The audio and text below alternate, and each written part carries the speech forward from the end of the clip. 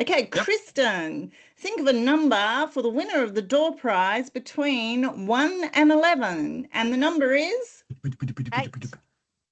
8, which is Raylene Price. Yay!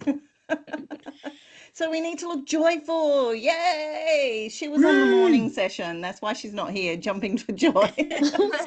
Congratulations, Ray. So, Ray, I don't know if she's won a book, but those of you who are new to my business,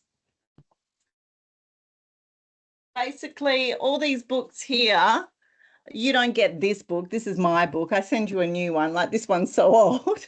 So you receive the success principles. Yay! AJ's been a winner. Who's won a book on the call? Kristen's won several. Vera, haven't you won a book? No. Really?